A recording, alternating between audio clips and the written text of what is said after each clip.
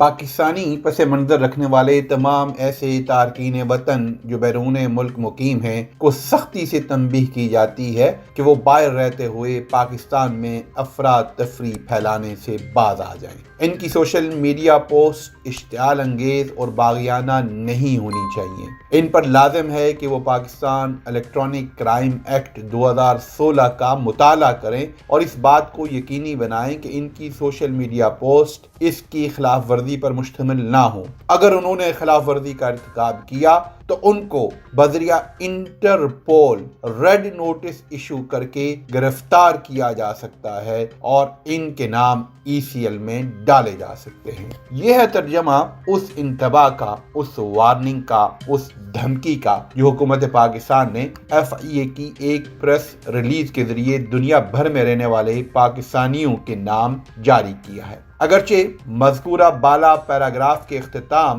کو اس جملے پر کیا گیا ہے کہ یہ مشورہ صرف قانون شکنوں کے لیے ہے، قانون کی پیروی کرنے والوں کو فکر مند ہونے کی ضرورت نہیں، لیکن اس پریس ریلیز کے اگلے ہی پیراگراف میں اس استثناء کو عملاً یہ کہہ کر ختم کر دیا گیا کہ دنیا میں کہیں بھی رہنے والے کسی بھی شخص کی طرف سے پاکستان میں خلل اندازی یا کسی پاکستانی باسی کی شہرت کو نقصان پہنچانے کی کوشش یا کسی جعلی ویڈیو یا خبر کے ذریعے کردار کشی پاکستانی قوانین کی خلاف ورزی اور قابل سزا جرم ہے۔ جی ہاں، انہوں نے یہ کہا کہ ایون اگر آپ پاکستان میں خلل اندازی کی کوشش کرتے ہیں یا کسی کی شہرت کو نقصان پہنچانے کی کوشش کرتے ہیں تو یہ ایک جرم ہوگا، قابل سزا جرم ہوگا، اور اس کی جب بھی ممکن ہوا کارروائی کی جائے گی۔ اور اس کا تعین کون کرے گا کہ کیا خلل اندازی ہے اور کیا چیز کسی کی شہرت کو نقصان پہنچانے کی کوشش ہے؟ کیا آپ کسی چور کو چور کہیں تو یہ چور کی شہرت کو نقصان پہنچانا ہوگا؟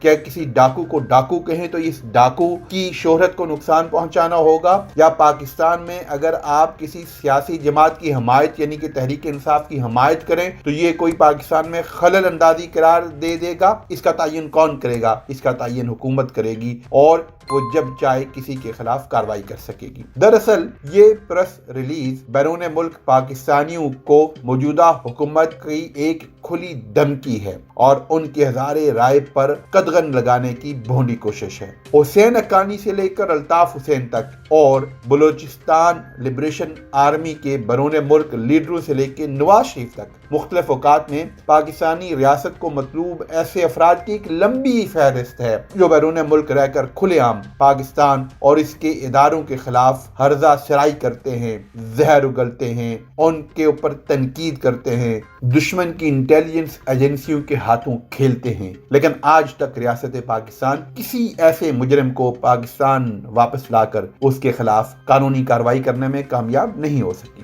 موجودہ حکومت جس طرح بنی ہے اور جس طرح کے لوگوں پر مشتمل ہے، اس پر بیرون ملک رہنے والے پاکستانیوں کی بے چینی کوئی ڈکی چھکی بات نہیں۔ گزشتہ ایک ماہ کے دوران دنیا کے تقریباً ہر اس ملک اور ہر شہر میں جہاں پاکستانی مقیم ہیں وہاں ایسے احتجاج ہوئے ہیں جن کی مثال اس سے پہلے کہیں نہیں ملتی۔ یہاں تک کہ چاند رات کو بھی برطانیہ، امریکہ اور یورپ کے مختلف ممالک کے شہروں میں ہزاروں کی تعداد میں پاکستانیوں نے موجودہ حکومت کے خلاف مظاہروں میں شرکت کی ہے۔ FIA کی یہ پریس ریلیز لاکھوں کی تعداد میں بیرون ملک پاکستانیوں کو یہ پیغام دے رہی ہے کہ وہ حکومت پاکستان کی نظر میں مشکوک ہیں، ان کی وفاداری، ان کی حب الوطنی، ان کے پاکستان کے ساتھ تعلق کو مشکوک بنا دیا گیا ہے اور یہ ان لاکھوں پاکستانیوں کے کرب میں اضافے کا باعث ہے۔ بیرون ملک بالخصوص براعظم یورپ، امریکہ اور آسٹریلیا میں مقیم پاکستانیوں کے لیے ویسے بھی ہر دن کرب کا دن ہوتا ہے۔ جب وہ گاڑی میں سفر کر رہے ہوتے ہیں تو سوچتے ہیں کہ ٹریفک کا اس طرح کا نظم پاکستان میں قائم کیوں نہیں ہوتا۔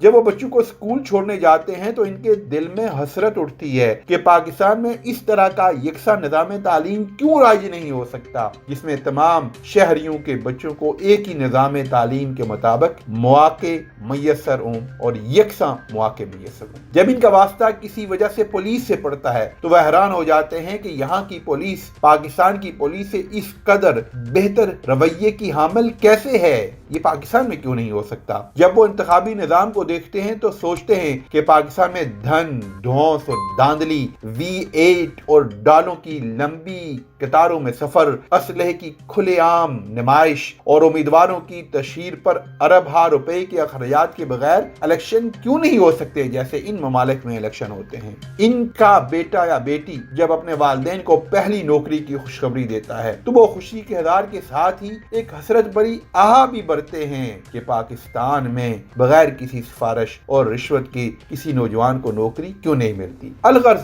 وہ ان ممالک میں جو کام کریں، جس دفتر میں چلے جائیں، وہ جاگتی آنکھوں سے خواب دیکھنے لگ پڑتے ہیں کہ کاش پاکستان میں بھی حقیقی عوامی جمہوریت کا دورہ ہو، کاش پاکستان میں بھی سب کو برابر مواقع میسر آئیں، کاش پاکستان میں بھی قانون اور عدالتوں کی نظر میں کمزور اور طاقتور کے لیے الگ پیمانے نہ ہوں، کاش پاکستان میں بھی ہر شہری کو رہائش، علاج اور ضروریات زندگی اور تعلیم کی فراہمی ریاست کی ذمہ داری ہو، کاش پاکستان میں بھی ہر فرد کی عزت، جان اور مال کی حفاظت حکومت وقت کی اولین فرائض میں سے ہو۔ پاکستان کی صورتحال پر وہ دکھی ہوتے ہیں، باہر رہ کر بھی ان کا دل پاکستان کے لیے دھڑکتا ہے۔ وطن کی یہ محبت بیرون ملک پاکستانیوں نے اپنی اگلی نسلوں میں بھی منتقل کر دی ہے۔ اس کی مثال دیکھنی ہو تو انگلینڈ میں آپ اس وقت دیکھیں جب یہاں پاکستان کا کوئی کرکٹ میچ انگلینڈ سے ہو رہا ہوتا ہے تو بچے جو نہ اردو بول سکتے ہیں اور نہ جنہوں نے کبھی پاکستان کا سفر کیا ہوتا ہے، وہ سبز ہلالی پرچم تھام کر اس ملک جس کے وہ پیدائشی شہری ہیں کے خلاف پاکستان کی ٹیم کی حمایت میں نعرے لگاتے ہوئے اسٹیڈیم پہنچ جاتے ہیں۔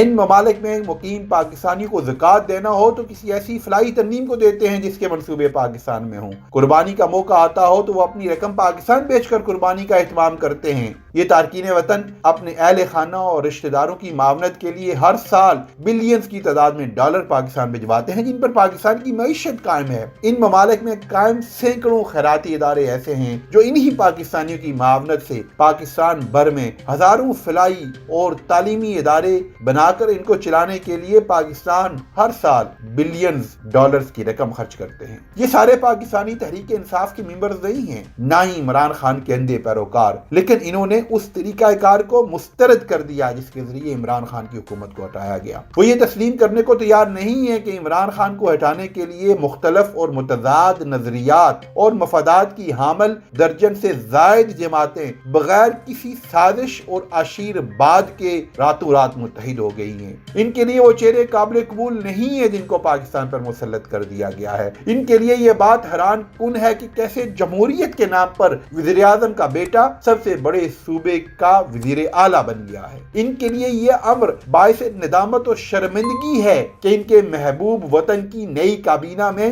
60% وزراء مختلف مقدمات میں ملوث ہیں اور صرف عدالتی ضمانت کی وجہ سے جیل سے باہر ہیں، اب کابینہ میں بنے بیٹھے ہیں۔ ان کے لیے یہ بات حیران کن ہے کہ لندن میں مقیم ایک ایسا شخص جو پاکستان کے قانون کے تحت مجرم ہے، سزا یافتہ مجرم ہے، قیدی ہے، وہ دوائی لینے باہر آیا اور پھر مفرور ہوا، پاکستان واپس نہیں جا رہا۔ وہ شخص یہاں بیٹھ کر پاکستان کے وزیر اعظم کو طلب کرتا ہے، پاکستان کی کابینہ کو طلب کرتا ہے اور فیصلے کرنے کے لیے پاکستان سے انہیں لندن اپنی اس جائیداد اور اس فلیٹ میں منگواتا ہے اور وہاں بیٹھ کر ان کے ساتھ میٹنگ کرتا ہے جو پاکستان سے لوٹے گئے پیسے کی بنا پر قائم کی گئی ہو اور جس کا کوئی حساب کتاب یہ شخص پاکستانی عدالتوں کو دینے میں ناکام ہو گیا ہو۔ یہ ہے وہ پس منظر جو بیرون ملک پاکستانیوں میں اضطراب کا باعث ہے۔ یہ ہے وہ وجوہات جس نے ان کو سراپا احتجاج بنایا ہوا ہے۔ یہ ہے وہ غصہ جس کا اظہار وہ سوشل میڈیا پر بھی کر رہے ہیں۔ اس